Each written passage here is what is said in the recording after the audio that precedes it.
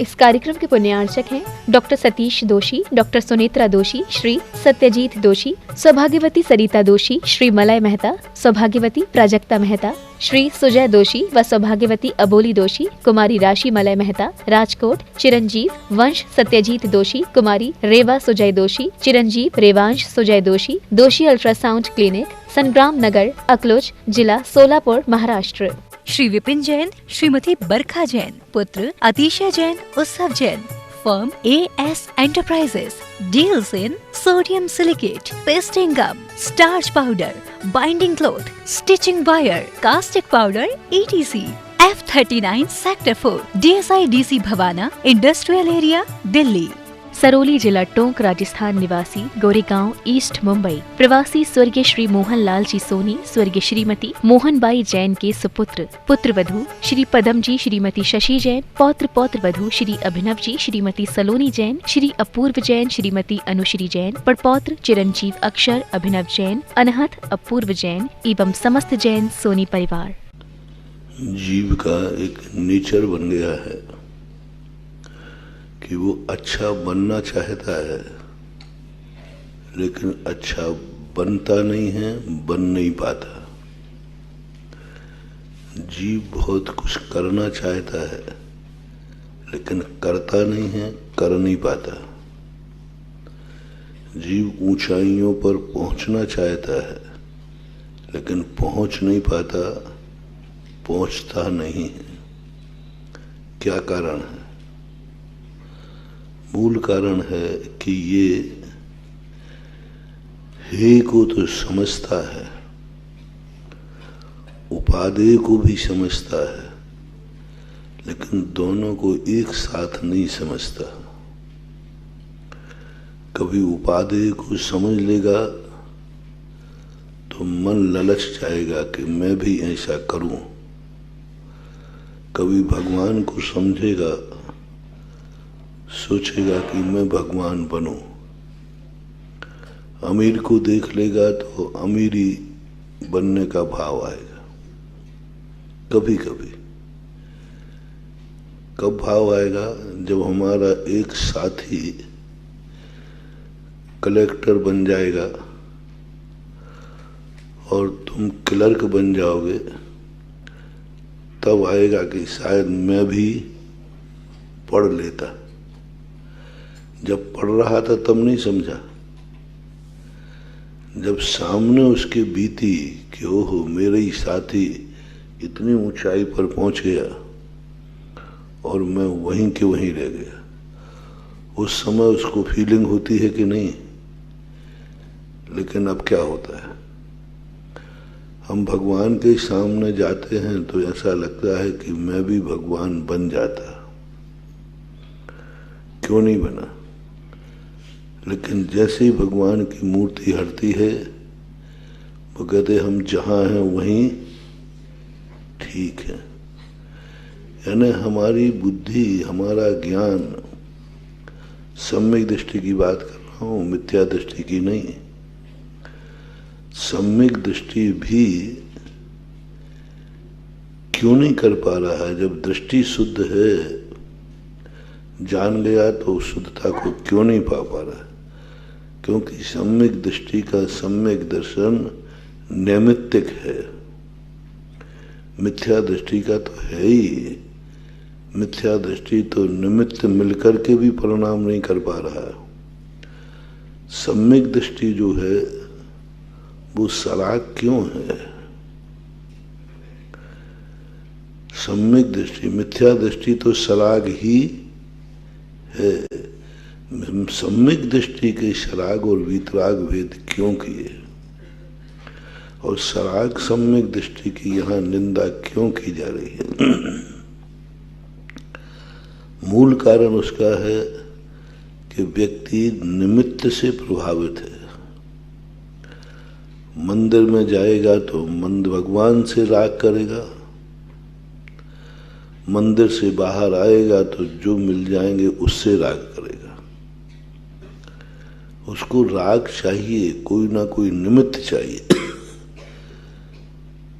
भगवान की महिमा सुनेगा, भगवान में ऐसा है वैसा है, तो हमें भगवान से अनुराग हो जाएगा।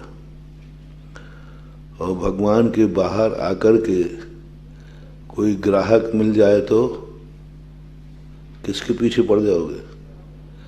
अभी मंदिर में किसके पीछे पड़े थे? और भगवान जी हटे तो किसके पीछे पड़ गए? ग्राहक। और फिर थोड़ी देर बाद भूख लगी तो किसके पीछे पड़ गए? रोटी के पीछे पड़ गए। प्यास लगी तो पानी के पीछे। यानी हम किसी ना किसी के पीछे चलने की आदत पड़ गई। हमें जो जरूरत पड़ती है हम उसी के पीछे चलते हैं। कुनकुन स्वामी कहते हैं तुम्हें जरूरत है और छूट भी है, लेकिन तुम उस जरूरत से ऊपर उठो। तुम्हें सहारा है, पक्का है, कोई दोष भी नहीं है, लेकिन तुम सहारे के बिना जियो।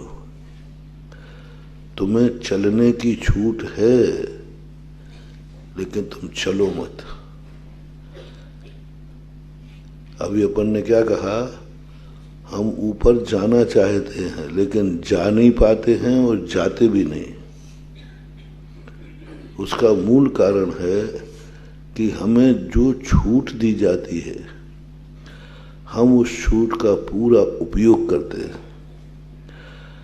हमें आगम से चलने की छूट है कि नहीं?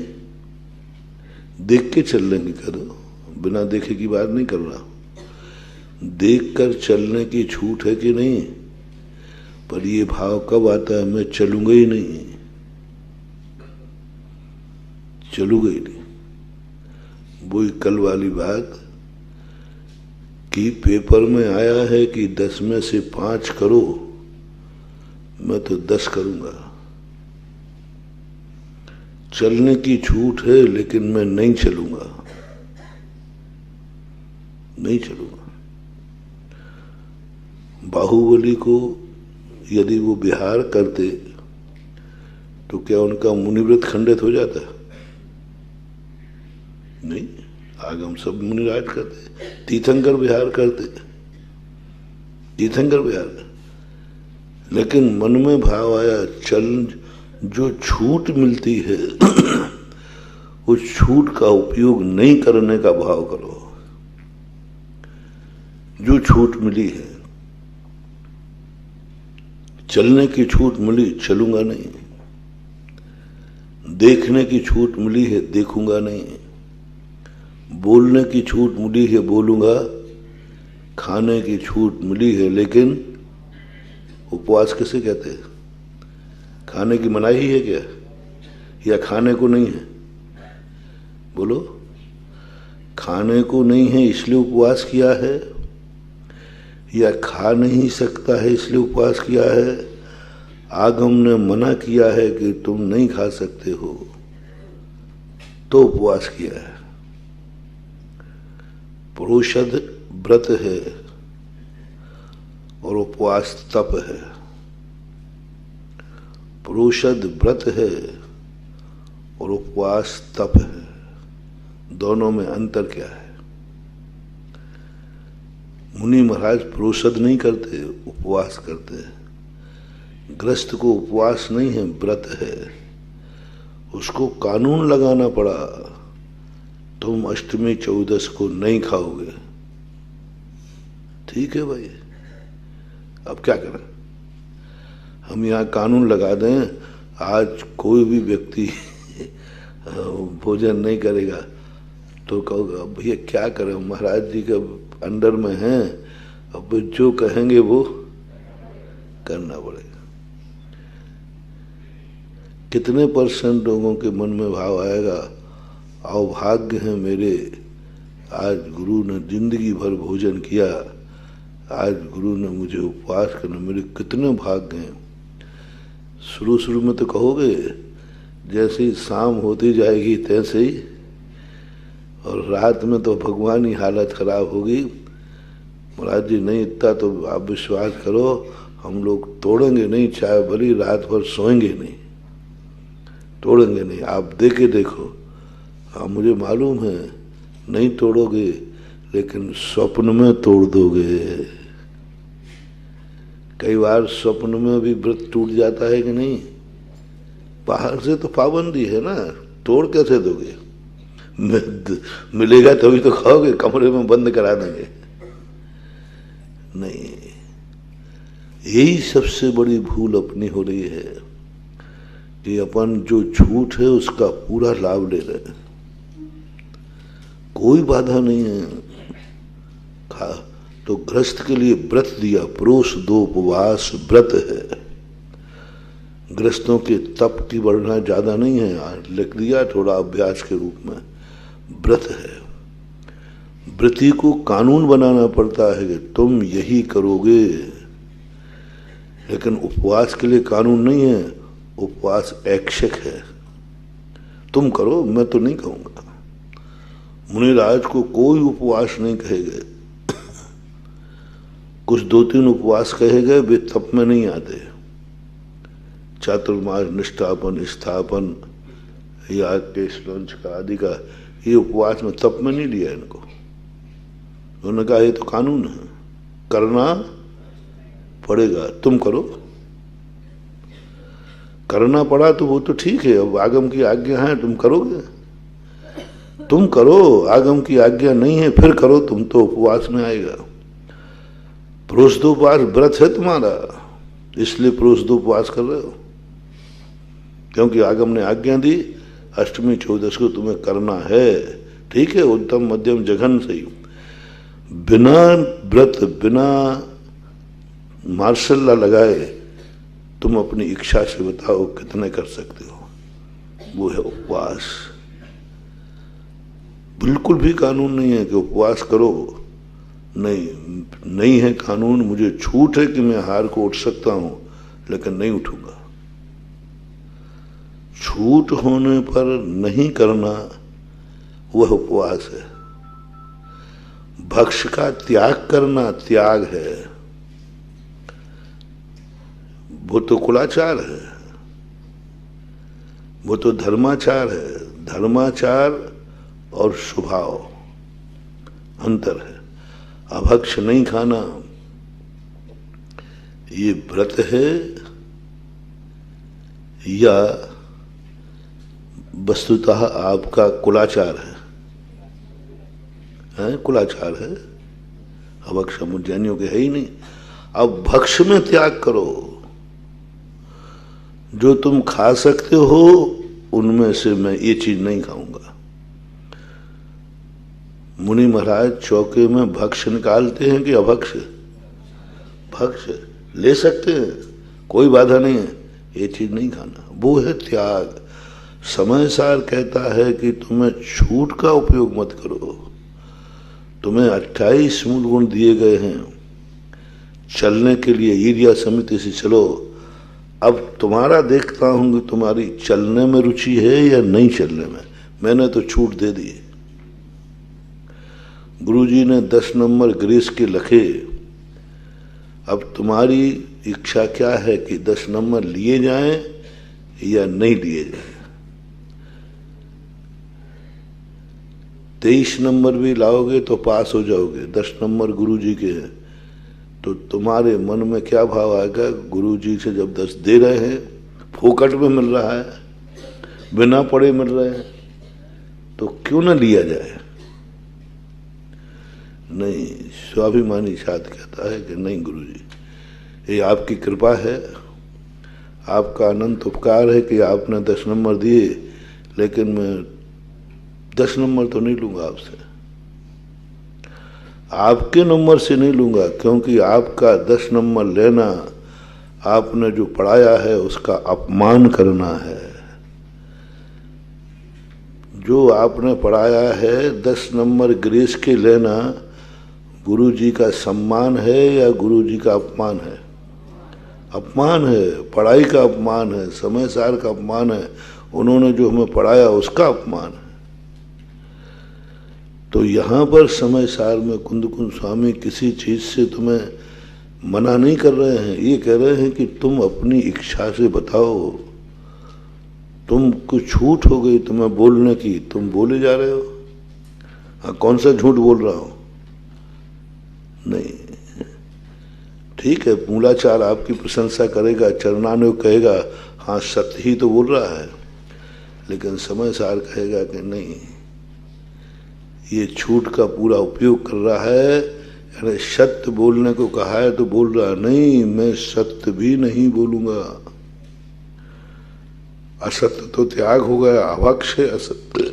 सत्य बोलने में सीमा करो, सत्य बोलने में सीमा करो, असत्य में नहीं। और सत्य से निर्वृत्ति पाओ। एक असत्य से निर्वृत्ति पाता है चरणानुयोग है, और जो सत्य बोलने से निर्वृत्ति पाता है वो द्रव्यानुयोग है। शुद्ध खाता है, मर्यादित खाता है, दिन में खाता है, अशुद्ध नहीं, वो चरणानुयोग है। और जो खाता ही नहीं है द्रव्यानुयोग है। सभी में लगा लेना। जो हमारे लिए छूट दी गई, एक गाथा आई थी ना, अपरिक्रमणम अप्रतिक्रमणम। ओहो, तुम्हें छूट है, गलती करने में प्रायश्चित है, अपन करने करो चलो। नहीं, जेल लेना अच्छी चीज नहीं है। तुम वही पापी हो, वही अपराधी हो जो कहता है क्या होगा, देखना 6 महीने की जेल होगी ना, बस निपट जाएगा, 6 महीने चले जाएंगे, क्या 6 महीना कौन सी बड़ी बात है।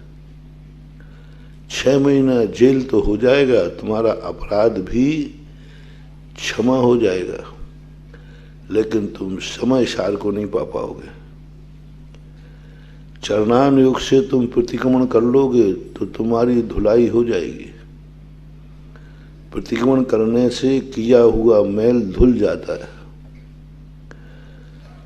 तुम चरणानुयोग कहता है सही मुनि है, अच्छा मुनि है। क्यों? गलती कर रहा है तो प्रतिक्रमण भी करता है। भैया देखो, गलती हो जाती है, लेकिन उन्होंने क्षमा भी तो मांग ली। अपन लोग किस पक्ष में हो जाएंगे? उसने ये गलती क्यों की? अरे भाई, गलती की, क्षमा मांग ली, इतना ही तो होगा। गलती हो गई, क्षमा मांग ली, और क्या जाए, फांसी लगाना क्या? कुंद कुंद स्वामी कहते हैं, मैं तो नहीं, मुझे तो मजा नहीं आया। चरणानुयोग कहता है बात खत्म हो गई। प्रतिक्रमण कर लिया ना इन्होंने, गलती हुई थी, दोष लगाया था, क्या कर लिया? प्रतिक्रमण कर लिया।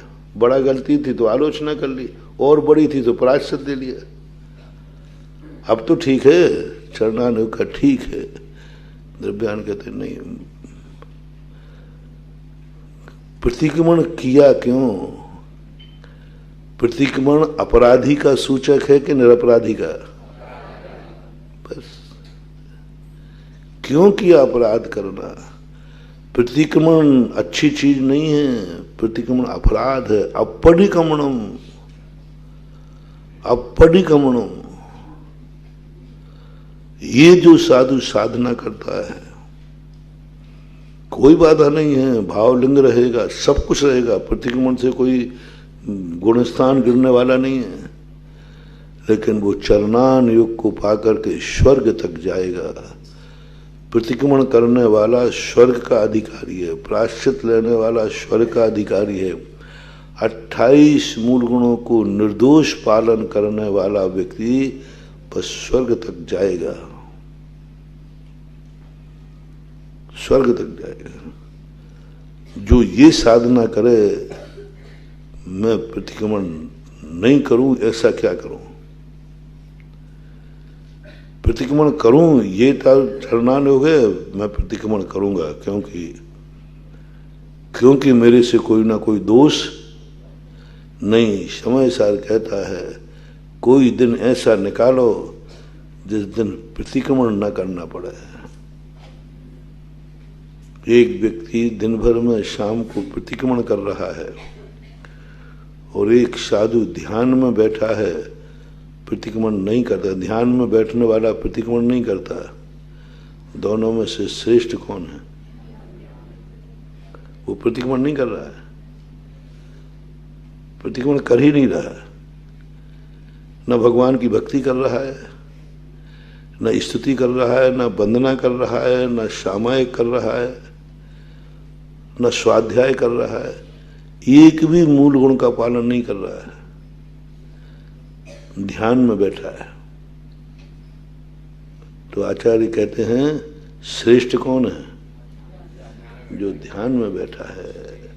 देखो, एक मूल गुणों का पालन कर रहा है, मूल गुण का, लेकिन एक ध्यान में बैठा मूल गुण पालन नहीं कर रहा है, वो श्रेष्ठ है। क्योंकि मूल गुण हमारा स्वभाव नहीं है, मूल गुण तो हमारी मजबूरी है। चलने की अनुमति नहीं है, लेकिन तुम चलोगे तो देख के चलो। श्रेष्ठ क्या है? नहीं चलना, नहीं चलना। वो दिन कब आए जब मेरे मन वचन काया की चंचलता रुक जाए, मैं चलूं नहीं, ये साधना हो। समय सार कहता है ये साधना करो। देखकर चलने की साधना कोई बड़ी साधना नहीं है रे, ये तो अभव्य भी कर लेता है। ये तो मिथ्या दृष्टि भी आया था ना कि ये 5 महाव्रत आदि भी है। एक गाथा है ना, बद समिधि गुत्तियो धम, आगे नीचे कुब्बतो अभव्वो अन्नानी मिथ्या दृष्टि। क्या ये गाथा दी है? ऐसा थप्पड़ मारा है हम मुनियों को, तुम्हें नहीं, तुम तो राजा बेटा हो। मुनियों की क्या खबर ले ली कुंद कुंद भगवान ने। ये गाथा हम मुनियों के लिए, किन मुनियों के लिए? जो निर्दोष 28 मूल गुण पालन कर रहे हैं, उनकी खबर ले ली, उनकी खबर ले ली। नहीं, मैं किसी जीव को नहीं मारूंगा, मैं चलूंगा, मैं देख के चलूं, कभी दोष नहीं लग पाएगा। देखो, मैं ऊपर से उठ करके आया, नहीं जाऊंगा, पीछे लगा के आया ना, तो इसमें क्या गलती भाई? कुंद कुंद स्वामी कहते ये तो अभव्य ही कर लेगा। अभव्य को भी करुणा आती है कि मैं किसी जीव को नहीं मारूं। बहुत बड़ा समझ लेना चाहिए, जितना जिंदगी में अपन ने किया है कुंद कुंद स्वामी ने सब पानी पे दिया। कौन सा तीर मार लिया तूने 28 गुण, ये तो अभव्य भी कर लेगा, अभव्य भी कर लेगा। तुम वो कुछ करो जो अभव्य न कर सके। कानून और विधि बना करके तुम व्रत पाल रहे हो, देख करके चलने की छूट दी है तो तुम चल रहे हो, सत्य बोलने की छूट दी है तो तुम सत्य बोल रहे हो। इससे आगे कुछ करो। स्वभाव, ये तो हमारा आदेश है, ये तो टेक टू ऑर्डर, स्वभाव नहीं है। 28 मूल गुण हमारे स्वभाव नहीं है, ये तो कानून है, ये तो कानून है। प्रोषदोपवास कानून है। तुम्हें कौन सी चौथी प्रतिमा? प्रोषदोपवास चौथी प्रतिमा में प्रोषदोपवास है। चौथी प्रतिमा चाहिए है तो प्रोषदोपवास करो, कानून है, ये तो कानून है। सब 28 मूल क्या है? कानून है। केशवंश करना है, दिगंबर रहना है, कानून, सब कानून है। ये तो कानून है, तुम करना पड़ेगा। स्वभाव नहीं है, स्वभाव नहीं, ये तो आज्ञा है, भगवान की आज्ञा है, गुरु की आज्ञा है, स्वभाव नहीं है। ये तो पर प्रेरित हो तुम, आगम की प्रेरणा है तुम्हें, गुरु की प्रेरणा है, भगवान की प्रेरणा है, तुम करोगे, आज्ञा है। तुम अपने स्वभाव से करो। जो भगवान की आज्ञा ना हो, गुरु की आज्ञा ना हो, शास्त्र की आज्ञा ना हो, वो तुम अपनी इच्छा से करो, वो है स्वभाव। उपवास गुरु की आज्ञा नहीं है, आगम की आज्ञा नहीं है, मैं करूंगा। गुरु की आज्ञा नहीं है कि तुम मत चलना, नहीं, उनकी तरफ से तो छूट है कि तुम चल सकते हो, मैं नहीं चलूंगा। गुरु की तरफ से तो छूट है कि तुम देख सकते हो, मैं नहीं देखूंगा।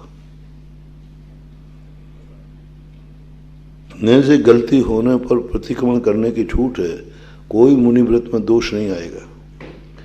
इस प्रकार की गलती है कि ये गलती करने पर मैं शाम को प्रतिक्रमण कर लूंगा।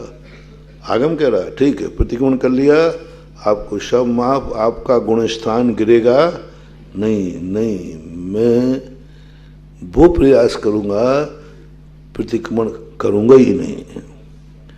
दादागिरी मत करना, अपराध करने के बाद महाराज मैं नहीं करूंगा, वो तो करना, लेकिन मैं अपराध नहीं करूंगा। अपरिक्रमणम, अप्रतिक्रमणम, जो शब्द आए थे गाथा में वो गाथा। और दूसरा महानुभाव आप सबको, अपन सबको, जो व्रत समिति गुप्ती आदि बात याद कही है, कुंद कुंद स्वामी ने हमारे अहंकार को धूल में मिला दिया। हम वही तो कर रहे हैं जो आगम में कहा। उन्होंने कहा नहीं, कुछ नहीं कर रहा है, चरणानुयोग का पालन कर रहा है, द्रव्यानुयोग का अधिकारी नहीं। जितने अपन लोग आगम की आज्ञा मान रहे हैं वो द्रव्यानुयोग का अधिकारी नहीं, उससे ऊपर उठो, स्वभाव में आओ। स्वभाव सत्य बोलना है कि नहीं बोलना है? स्वभाव बोलो, सत्य बोलना स्वभाव है या नहीं बोलना स्वभाव है? नहीं बोलना स्वभाव है। शुद्ध भोजन करना स्वभाव है या नहीं करना स्वभाव है? 28 मूल गुणों को पालन करना स्वभाव है कि उनको पालन ना करना पड़े, वो दशा प्राप्त करो। सब में देखना व्यवहाराभासी को क्या धज्जियां उड़ाई जा रही है, तो व्यवहाराभासी बन करके, व्यवहाराभासी की नहीं, व्यवहारी की। भासी क्यों कहें, वो तो मिथ्या दृष्टि है। सम्यक दृष्टि व्यवहाराभासी है कि व्यवहारी है? बस व्यवहार को उन्होंने खत्म कर दिया। तुम व्यवहार से ऊपर उठो। कभी कभी ऐसा मन में भाव आना चाहिए, भगवान क्या सभी कभी आपका भक्ति बना रहूंगा? भक्ति को जाना है, भक्ति करना है, लेकिन भक्ति में नहीं मानना भगवान बस धन हो गया आपकी भक्ति करके। भगवान सदा भक्ति करता रहूंगा, सदा भक्ति करता रहूंगा क्या? भगवान के पास जाने पर भक्ति करना चरणान योग है, और भक्ति करने के बाद भाव आना भगवान बनने का द्रव्यान योग है। भक्ति करना हमारा स्वभाव है कि भगवान बनना हमारा स्वभाव है? तो हमें विभाव में, वो जो कार्य भक्ति में स्वभाव देखो क्या है, स्वभाव देखो क्या है। पूजा करना चरणान योग है। ओम ह्रीम जन्म जरा मृत्यु विनाशनाय, ये समय सार है। जो अक्षरी बोलते ना आप लोग, ये है समय सार। पूजा तो अपन गुणानुवाद के रूप में कर रहे हैं, आप ऐसे हैं, आप ऐसे हैं, ये जल ऐसा है, लेकिन अंत में जो आप बोलते हैं कि नहीं मेरा मोक्ष फल प्राप्त है, भगवान मैं भक्ति करूंगा, लेकिन बस इतना, सारी दुनिया में भक्ति और जैन दर्शन की भक्ति में कोई अंतर, सब एक सी भक्ति। अंतर कहाँ है? वो कहता है बस सदा मैं आपकी भक्ति करता रहूं, और जैनी समय सार पढ़ने वाला कहता भगवान नहीं, क्या मैं भक्ति ही करता रहूंगा?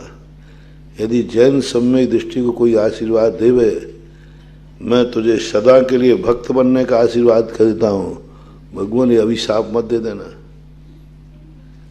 देखना, समझना, मैं तुझे सदा अपना शिष्य बनाता हूं, सदा सर्वत्र सर्वदा तू शिष्य रहेगा, तू मेरा सदा भक्त रहेगा, कोई नहीं रोक सकता। सारा जगत तुझे मेरे भक्त के नाम से जानेगा। मैं पावर ऑफ अटॉर्नी लिख के देता हूं। सम्यक दृष्टि कहते हैं तो अभिशाप मिल गया। मिथ्या दृष्टि क्या कहेगा? वरदान मिल गया। वरदान मिल गया। भगवान ने क्या कह दिया? मेरी भक्ति स्वीकार कर ली और कहा तू सदा भक्ति करता रहेगा, कोई नहीं रोक सकता, तू सदा भक्त रहेगा, तुझे सदा मेरे दरवाजे खुले रहेंगे, सदा भगवान तब तक भी तू मेरा भक्त रहेगा। मिथ्या दृष्टि इसको वरदान मांगेगा। गुरु ने कह दिया तू मेरा सदा शिष्य रहेगा। ये बोलो वरदान है कि अभिशाप? समय सार पढ़ने वाला कहता भगवान जरूर मेरे से गलती हो गई तभी आपने ये अभिशाप दिया है। अभिशाप दिया है। ये फीलिंग हुई क्या भाई? ये फीलिंग कभी हुई? यदि ऐसा हो गया तो फीलिंग हुई कभी? अभिशाप दे दिया, बहुत बड़ा अभिशाप दे दिया। मुझे अभिशाप दे दें तू जन्म जन्म तक मुनि रहेगा, इतना अच्छा मुनि व्रत वाला, अब तू जन्म जन्म तक मुनि बनेगा। वरदान मिला कि अभिशाप? अभिशाप मिला। मैं मुनि बनना ही नहीं चाहता, मुझे तो भगवान बनना है। और उन्होंने क्या कह दिया? अभिशाप। ये जैन दर्शन का रहस्य सोचो। तू सदा दान करता रहेगा, तेरी मुट्ठी कभी खाली नहीं रहेगी। तू कभी ऐसा नहीं करेगा, मेरा आशीर्वाद है, तू सदा तेरा हाथ ऐसा रहेगा। और तुम क्या कह रहे हो कि बाबा जी ने वरदान दे दिया, गुरु जी ने? अरे मूर्ख, वरदान नहीं दिया, अभिशाप देते ही रहेगा। बस देना और लेना। जाओ तुम दुनिया में कभी अकेले नहीं रहोगे। जाओ, तुम्हारे लिए कभी कोई बेसहारा नहीं रहो, कोई ना कोई सहारा तुम्हें मिलेगा। मेरा आशीर्वाद है, तुम कभी बेसहारा नहीं होगे। वरदान है कि अभिशाप? इसका अर्थ है कि हम सदा कमजोर रहेंगे कि कोई ना कोई सहारा लेते रहेंगे। अपन वरदान समझ रहे हैं, जाओ तुम्हारा कभी अकेले नहीं रहोगे। और इसका मतलब क्या? मैं सदा भीड़ में रहूंगा, मैं सदा सहारे से रहूंगा, मेरी मुट्ठी में सदा देना रहेगा? नहीं, मैं लेन देन से ऊपर इस दशा को प्राप्त करना चाहता हूं। मोक्षाधिकार है। मोक्ष में क्या बड़ी बात। बंदाधिकार में भी उन्होंने यही कहा, दो चीजों पर विशेष गौर करना, अप्रतिक्रमण और अप्रत्याख्यान। अपन प्रत्याख्यान को धर्म मानते हैं, क्यों त्यागना पड़ा? त्याग का उपदेश किसको देना पड़ा? त्याग बता रहा है तूने चोरी की है। समय सार में पूज्यवर अमृतचंद सूरी महाराज ने एक बात कही कि एक व्यक्ति दूसरे की चद्दर धोबी के यहां से लाया, ओढ़ के सो गया, और दूसरे ने आया तो बताया साहब ये तो चद्दर मेरी है। उसने अच्छा अच्छा, नहीं ये चद्दर तेरी है, मेरी नहीं है। उसने तुरंत दे दी। सबने बड़ी प्रशंसा की, देखो कितना ईमानदार आदमी है। जैसे ही पता चला ये दूसरे की तुरंत छोड़ दी। कुंद स्वामी कहते हैं बेईमान चोर कहेगा, लाया ही क्यों दूसरे की? लाया ही क्यों? प्रमाद तो कहां हुआ? चरनान हो। कहता कोई बात नहीं, कितना अच्छा आदमी, देखो थोड़ा ही सा कहा भैया मेरा है, उसने छोड़ दिया। कुंद स्वामी कहते हैं तू भूल हुई क्यों? लाया क्यों दूसरे की? वहां अप्रमत्त क्यों नहीं रहा? अपराधी है तू। चद्दर भी लौटा दी, क्षमा भी मांग ली, फिर भी कुंद स्वामी कहते हैं, चरणानु कहता माफ है, बरी किया जाता है। द्रव्यानु कहता है कि नहीं, तू अपराधी है, प्रमादी है। और अपन लोगों की यही आदत पड़ गई, गलती हो गई, लाया क्यों चद्दर दूसरे की।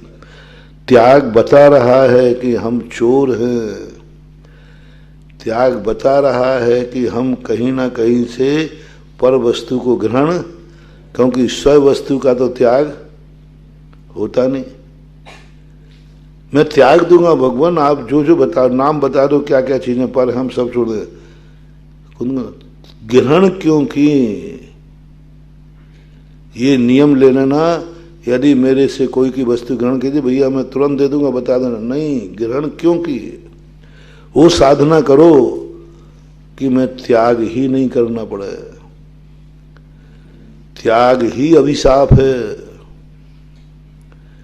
त्याग ही अभिशाप है। क्यों? ग्रहण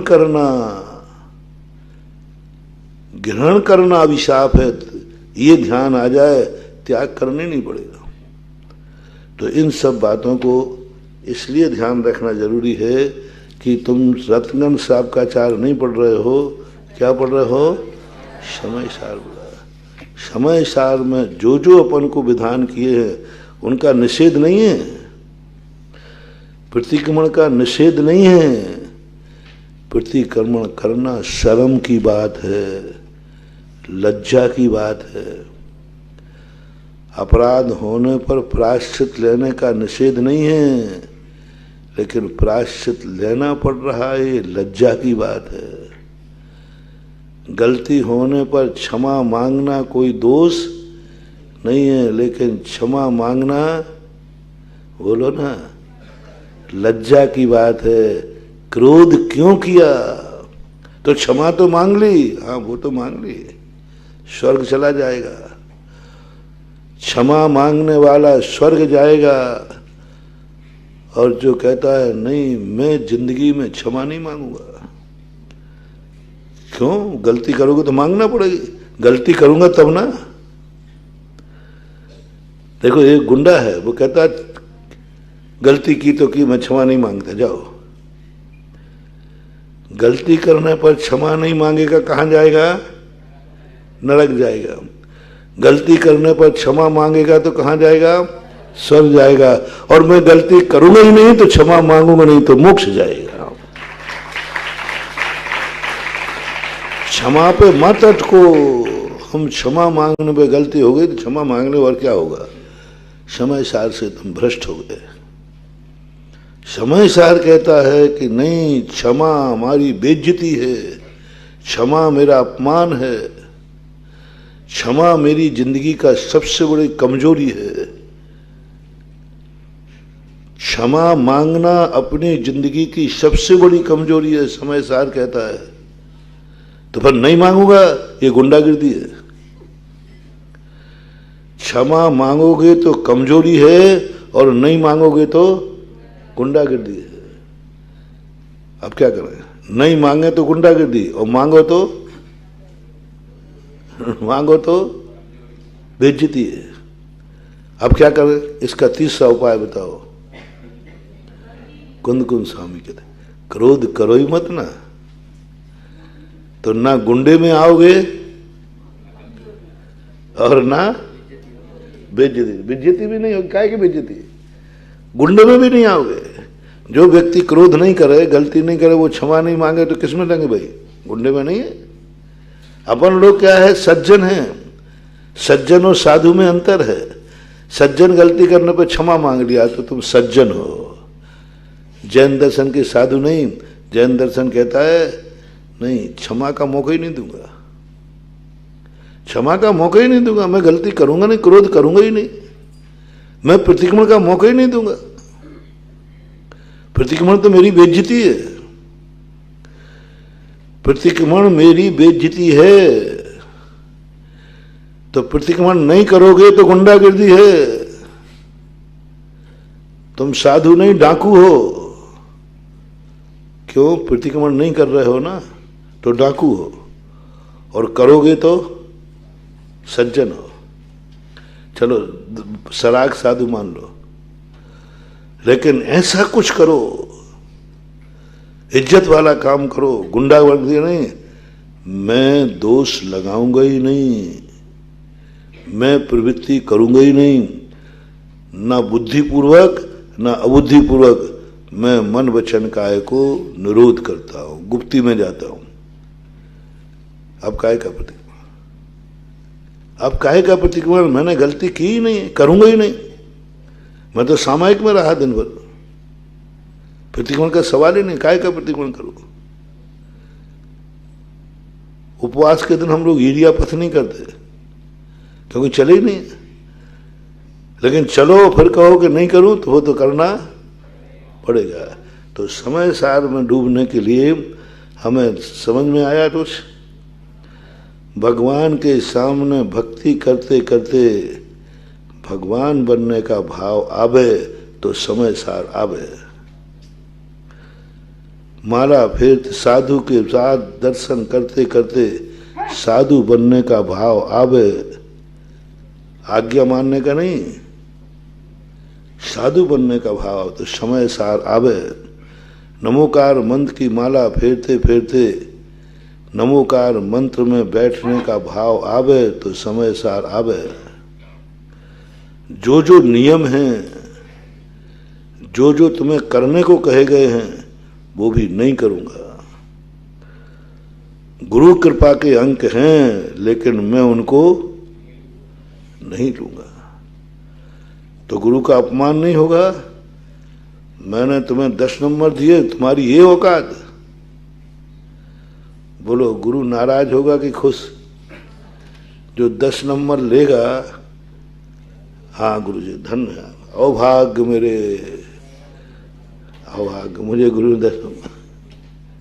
और जो नहीं लेगा उससे खुश होंगे कि जो लेगा उससे खुश होंगे? नहीं लेगा उससे, ऐसा मानना चाहिए। क्या बात कहते आगे गाथा में, को नाम भणिज्य हो नादुम सभ्य परोदय भावे।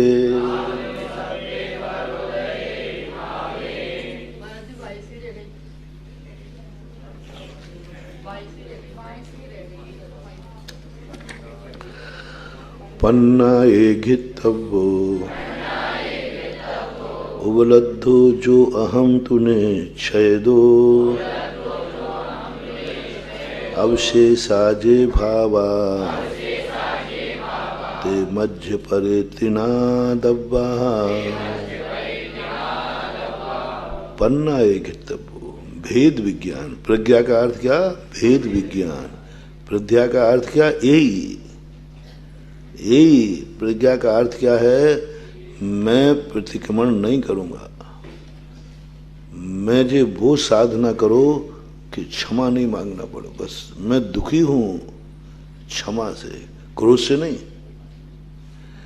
क्रोध से दुखी तो अज्ञानी भी होता है, समझना, बहुत गहरी बात है महानुभाव। क्रोध से दुखी तो अज्ञानी होता है, सामान्य जन भी दुखी होते हैं। तुम क्षमा से दुखी हो जाओ, क्षमा से दुखी हो जाओ।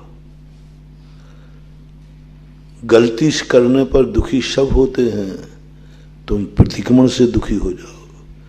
टीस लगे आज मन क्यों खिन्न हो रहा है, मुझे प्रतिक्रमण करना पड़ा, मैं बहुत पापी, प्रतिक्रमण करना पड़ा।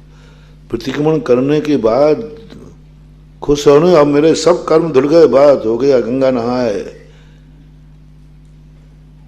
गंगा नहाए।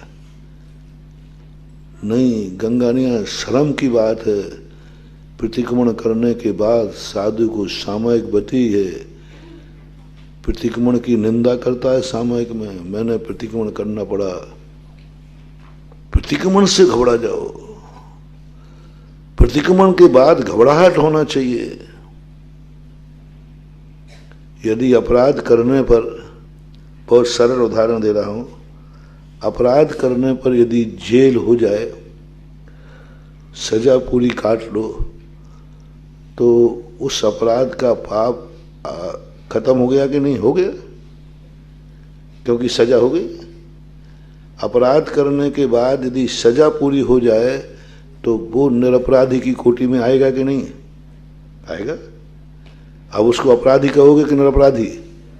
निरपराधी कहोगे। तो फिर जेल से निकलने के बाद मस्तक ऊंचा उठा, सब पाप धोके आया हूं जी, और धोके आया है। कानून ने अब उसके ऊपर से जो पाबंदियां थी सब हटा दी कि नहीं? क्यों? क्योंकि जो अपराध किया था उसकी सजा भोग ले। अब तो वो निरपराधी है, पक्का है। लेकिन जेल से निकलने के बाद शर्म से चलेगा कि गर्व से चलेगा? अब गर्व से चलने क्या बात है? अरे भाई जो था किया था, धुल गया, खत्म हो गया। अब तो शर्म की बात नहीं है, अब तो मस्त नहीं। बहुत अच्छा उदाहरण है। जेल से छूटने के बाद अब तुम्हारे लिए शर्म किस बात की आ रही है? क्यों मस्तक झुका रहे हो? क्यों सामना नहीं कर पा रहे हो? अब तो तुम निरपराधी हो गए। कानून से, कोर्ट से, सबसे कहा तुम्हारे सारी पाबंदियां दूर, तुम अधिकृत हो गए। लेकिन अंदर की बात बताओ, जेल से निकल करके नहा के आए हो, सब पाप धो के आए हो, किसी से आंख मिलाने की हिम्मत क्यों नहीं हो रही? गर्दन नीची क्यों है?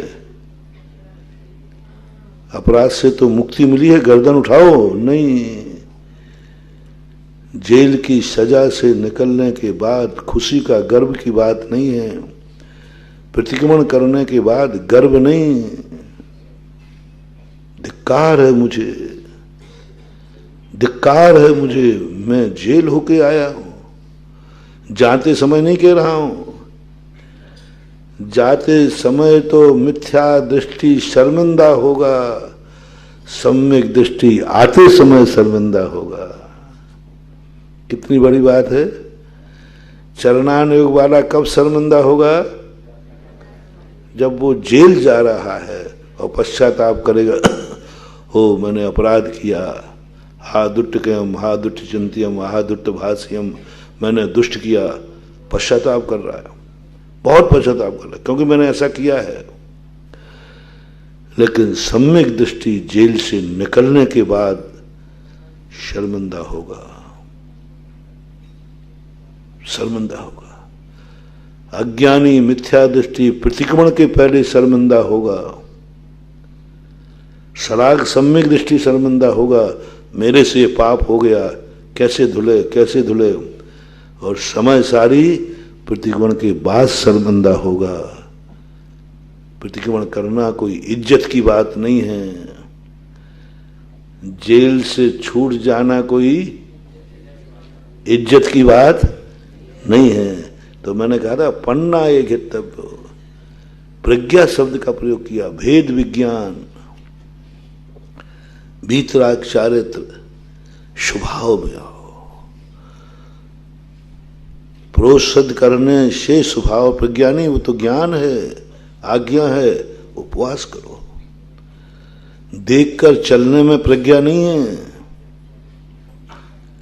देखकर चलने का नाम प्रज्ञा नहीं है, ये तो ज्ञान है। नहीं चलने का भाव आवे, ये प्रज्ञा है। सत्य बोलना ज्ञान है, सम्यक ज्ञान है। क्या कह रहा हूं? सत्य बोलना सम्यक ज्ञान है, बोलने का भाव नहीं आना प्रज्ञा है, प्रज्ञा है। जितने भी अपने व्रत हैं सभी मैंने प्रतिक्रमण करना सम्यक ज्ञान है। प्रतिक्रमण करना सम्यक, ऐसी दशा पाना प्रतिक्रमण करना नहीं पड़े, वो प्रज्ञा है। प्रज्ञा शब्द जो है यहाँ शुभ अशुभ से ऊपर उठने की बात कही गई। अब प्रज्ञा मिथ्या भी हो सकती है, जैसे कल शाम को प्रश्न आया था, तो मिथ्या भी हो सकती। प्रज्ञा तो प्रज्ञा है। प्रज्ञा के साथ क्रिया चाहिए, प्रज्ञा के साथ प्रैक्टिकल चाहिए। ज्ञान प्रैक्टिकल नहीं करता, सम्यक ज्ञानी प्रैक्टिकल नहीं करता। सम्यक ज्ञानी सम्यक जानता है। मिथ्या ज्ञानी प्रैक्टिकल नहीं करता, वो मिथ्या जानता है। क्या लगाना? चौथे गुण स्थानवर्ती अविरत सम्यक दृष्टि का ज्ञान सम्यक है कि नहीं है। तो क्या कर रहा है? ये सच्चा मार्ग है, ये खोटा मार्ग है। ये सच्चा मार्ग जान रहा है कि चल रहा है? जान रहा है। इसलिए यहां सम्यक ज्ञान पर मिथ्या चारित्री है, मिथ्या दृष्टि है। वो मिथ्यात मार्ग को मान रहा है कि मिथ्यात यही सही है, वो भी चल नहीं रहा। मिथ्या दृष्टि भी चल नहीं रहा, वो कह रहा है यही सही है। मिथ्या दृष्टि भी भगवान की आज्ञा मान नहीं रहा, भगवान यही भगवान सही है, यही गुरु सही है, यही धर्म सही है, बस इतना। अब उसका यही सही है तो मैं इसी पर चलूंगा, तो मिथ्या चारित्री। कुल मिलाकर प्रज्ञा के साथ में प्रैक्टिकल क्रिया, और यहां जो समय सार की प्रज्ञा है, ये प्रज्ञा है तुम उससे ऊपर उठो, नियम से ऊपर उठो। भगवान की आज्ञा है कि तुम 6 आवश्यक पालन करो, देव पूजा, गुरुपास्ति, स्वाध्याय, संयम, तप कर लिया, हो गया। गुरु भगवान की आज्ञा नहीं। अष्टमी 14 को मैं समस्त आरंभ परिग्रह का त्याग करके वनवास में स्मशान घाट में जाऊंगा। शेठ सुदर्शन, वन में जाने की जरूरत नहीं है गृहस्थ को, घर में बैठ के भी कर सकता है। नहीं, मैं इससे ऊपर उठूंगा, ऐसे परिणाम। तो प्रज्ञा शब्द का अर्थ समझना, पन्ना ये घितव्यो, यानी उस भेद विज्ञान की छेनी से ग्रहण करो। उपलब्धो, देखो 3 चीजें आई ना, दष्टा, दर्शन नहीं, दर्शन नहीं ग्रहण करना। दर्शन में आनंद नहीं है, दृष्टा में आनंद है। कल कितना बढ़िया उदाहरण दिया, धन में आनंद नहीं है, धनी में आनंद है। ज्ञान में आनंद नहीं है, ज्ञाता। और अब क्या कह रहे हैं? पन्ना उपलब्धि। उपलब्धि बोलते हैं फल, नानस्य फलम उपेक्षा। ज्ञान में आनंद नहीं है, त्याग में आनंद, उपेक्षा, हानि उपादान। ग्रहण क्या किया हमने? ये वस्तु देख तो ली कि अमृत है, ये जहर है, ज्ञाता हो गया तुम। उपलब्धि क्या है? अमृत को ग्रहण करना, ये उपलब्धि है।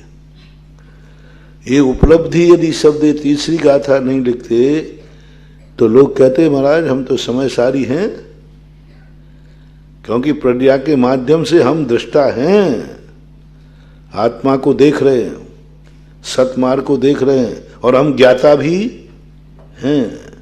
इन 2 में आप भी माहिर हो, आप भी ज्ञाता दृष्टा की अनुभूति कर सकते हो। जान नहीं देखना तो करना क्या है? लेकिन तीसरी बात उन्होंने तीनों गाथा, उपलब्धि है तो ठीक है, हम पेड़ लगा रहे हैं लेकिन फल आएगा कि नहीं? पेड़ लग गया, बढ़िया लग गया, लेकिन फल नहीं आए। तो तीसरी गाथा है उपलब्धि। काय के लिए ज्ञाता बने थे? धन काय के लिए कमाया था? तिजोरी में रखने को महाराज, और क्या के लिए कमाया? गाड़ के रखने को है? धन कोई रखने की चीज नहीं है, धन विनिमय की चीज है, उपयोग की चीज है। उससे कुछ ऐसा प्राप्त करो, धन नहीं खाया जाएगा। खाने के लिए धन है, लेकिन धन खाया नहीं जाता। इसी प्रकार ये जो ज्ञाता दृष्टा बने हो, ये काय के लिए बने हो? नानस्य फलम उपेक्षा। क्या तुम्हारे संसार के प्रति निर्वृत्ति आई है? क्या ऐसी परिणति हुई है? तो ठीक है। इसलिए पन्नाए गितव्यो उपलब्धो जो अहम निच्छेदो अवशेषा से भावा ते मज्ज परिति नादव्य। जितने भाव हैं वो सब को नाम भणिज्य हो, नादुम सव्ये परोदये भावे मध्यमणन्ति वैणम जानन्तो अप्ययम शुद्धम। क्या बात कह दी है। अपन अपने आप को बहुत ज्ञानी मानते हैं ना। कुंद कुंद स्वामी ने इस गाथा में हमारी सारी औकात दिखा दी, सारी औकात दिखा दी कि तुम ही बताओ, यदि तुम ज्ञाता दृष्टा होते, को नाम भणिज्य बहु, कोई नामधारी बुद्धिमान विद्वान, सुन रहे हो ना, विद्वान हो, विदुषियो, बड़ा गर्व रहता है हमें, विदुषी शब्द का उपयोग मिल गया और तुम क्या विद्वान। जब कोई विद्वान कहता है ना तो अंदर से गर्दन थोड़ी यूं होती है।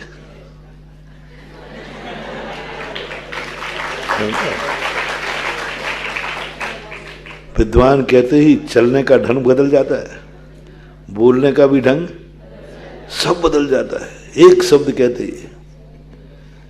तो आचार्य कहते हैं, अच्छा हो विद्वान हो लोगो, हे विद्वान लोगो सुनो, बहु नादुम सभ्य परोधाय भावे, जो सब प्रभावों को जान लेवे, नादुम यानी ज्ञातुम, ज्ञाता जान, सभ्य परोदय भावे, ये पर है, ये मेरा नहीं है, ये विभाव है, ये मेरा नहीं है। मध्यम मिणंती या वर्णम जानन तो अपवयम शुद्धम, उसके बावजूद भी कह रहा है कि ये मेरा है।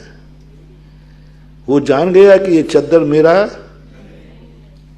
देखना कितना बढ़िया उदाहरण है पूज्य अमृत चंद्र ने। उसने कहा देखो भाई चद्दर मेरा है, तुम्हारा तो नहीं है। नहीं मेरा तो नहीं है। तो भाई चद्दर दे दूंगा तो नहीं, ओढ़ लिया तो, लेकिन ये पक्का है मेरा नहीं है। इसको क्या कहोगे? दादागिरी? तुम्हारा है, पक्का है, ये मेरा नहीं, मेरा स्वभाव नहीं, मेरा नहीं, लेकिन अब ओढ़ लिया तो ओढ़ लिया, नहीं देना। गुंडा यही करता है, ले लिया ठीक है मेरा नहीं है। तो कहीं ऐसा तो नहीं कि आप लोग सब गुंडे बैठे हो? क्या बड़ी बात कुंद कुंद स्वामी कहते हैं, देखो शर्म की बात है अपन लोगों को।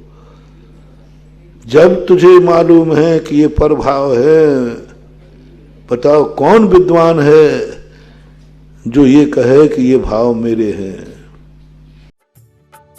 इस कार्यक्रम के पुण्यार्चक थे डॉक्टर सतीश दोषी, डॉक्टर सुनेत्रा दोषी, श्री सत्यजीत दोषी, सौभाग्यवती सरिता दोषी, श्री मलय मेहता, सौभाग्यवती प्राजक्ता मेहता, श्री सुजय दोषी व सौभाग्यवती अबोली दोषी, कुमारी राशि मलय मेहता, राजकोट, चिरंजीव वंश सत्यजीत दोषी, कुमारी रेवा सुजय दोषी, चिरंजीव रेवांश सुजय दोषी, दोषी अल्ट्रासाउंड क्लिनिक, संग्राम नगर, अकलोज, जिला सोलापुर, महाराष्ट्र। श्री विपिन जैन, श्रीमती बरखा जैन, पुत्र Atishay Jain, Utsav Jain. Firm AS enterprises deals in sodium silicate, pasting gum, starch powder, binding cloth, stitching wire, caustic powder ETC। F39 sector 4 DSIDC Bhawana industrial area, Delhi. Sarauli जिला टोंक, राजस्थान निवासी, गोरेगांव, ईस्ट मुंबई, प्रवासी स्वर्गीय श्री मोहन लाल जी सोनी, स्वर्गीय श्रीमती मोहनबाई जैन के सुपुत्र, पुत्र वधू श्री पदम जी, श्रीमती शशि जैन, पौत्र पौत्र वधू श्री अभिनव जी, श्रीमती सलोनी जैन, श्री अपूर्व जैन, श्रीमती अनुश्री जैन, पड़पौत्र चिरंजीव अक्षर अभिनव जैन, अनहत अपूर्व जैन एवं समस्त जैन सोनी परिवार।